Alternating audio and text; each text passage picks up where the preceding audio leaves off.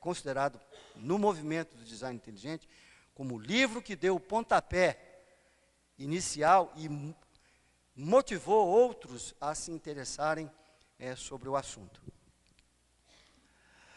Então, Michael Denton é agnóstico, é bioquímico, médico, publicou um livro com esse título, Evolução, uma teoria em crise. E a tese radical desenvolvida por ele, e eu tenho esse livro, ele é todo fundamentado em trazer as evidências a favor, e ele mostra as evidências contra. A conclusão que ele chega é da inadequação epistêmica das ideias fundamentais da teoria da evolução, que é seleção natural e ancestralidade comum com modificação ao longo dos tempos, através das mutações e seleção natural. Ele detona, 1985. Então, olha só o que ele diz aí. Nenhum dos dois axiomas fundamentais da teoria macroevolutiva de Darwin, o conceito de continuidade na natureza e a crença de que todo design adaptivo da vida resultou de um processo cego aleatório, foram validados por uma única descoberta empírica ou avanço científico desde 1859. Amigos, para você fazer uma afirmação dessa, você tem que ter um sólido conhecimento do terreno que você está pisando. E ele demonstra isso no livro dele. Não foi publicado na Sociedade Bíblica Americana, mas por Adler & Adler, uma editora secular. Aí surgiu esse homem, que pediu para eu ser menos radical possível aqui no Brasil, na divulgação das ideias do design inteligente. Escreveu esse livro em 1991, chamado Darwin no Banco dos Réus, está ali, para quem se interessar a comprar. Eu recomendo, porque eu fui o tradutor. Mas, gente, levou 10 anos para esse livro ser publicado no Brasil, porque todas as editoras rejeitaram, porque era um livro de assunto polêmico e controverso e não teria mercado. Mas eu entendi que a desculpa foi outra. Então, qual foi o interesse desse homem que era teísta evolucionista, e ele é presbiteriano, e os presbiterianos são assim: errar é humano, permanecer no erro é presbiteriano.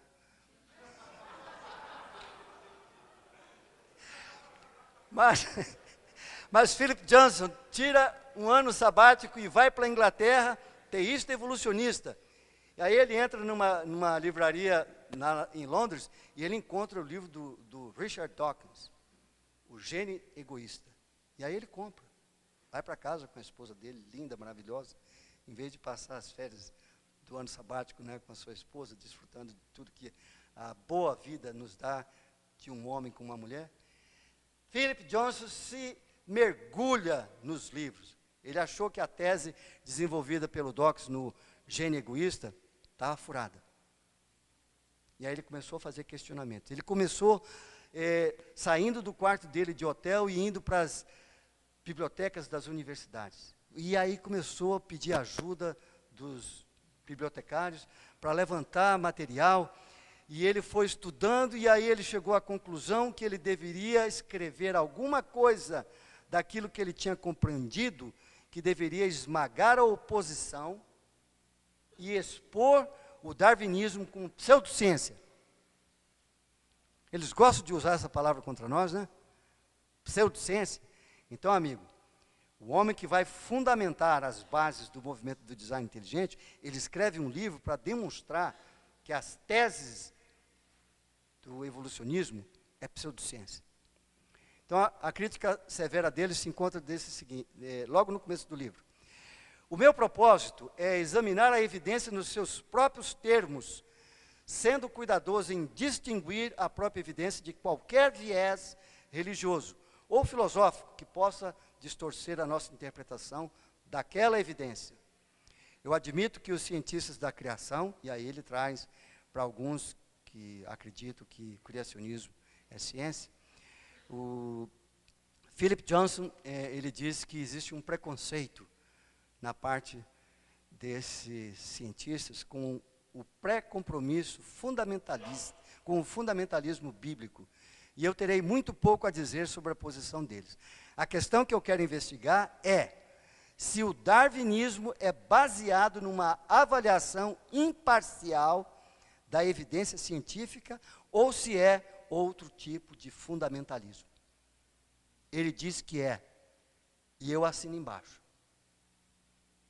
O darwinismo hoje é uma forma de fundamentalismo. E fundamentalismo ideológico. Porque eles defendem a ciência, mas o que está por detrás dessa defesa é uma agenda ideológica. Então é um fundamentalismo ideológico. E aí, muito brincalhão, o Philip Johnson uma vez escreveu para mim, e ele disse isso aí, ó, quando eles me enterrarem, eles vão colocar no meu epitáfio: ele não entendia como que funciona a ciência. E aí foi esse homem que me tirou das trevas do evolucionismo. Michael Behe, A Caixa Preta de Darwin. Darwin tinha lançado um desafio. Se pudesse ser demonstrada a existência de qualquer órgão complexo que não poderia ter sido formado por numerosas, sucessivas e ligeiras modificações, minha teoria desmoronaria por completo. Aí o Behe resolveu aceitar o desafio do Darwin. Ele é um bioquímico, e se você quiser saber alguma coisa de biologia, e os biólogos, por favor, me perdoem, mas eu tenho prazer em cada palestra que eu dou.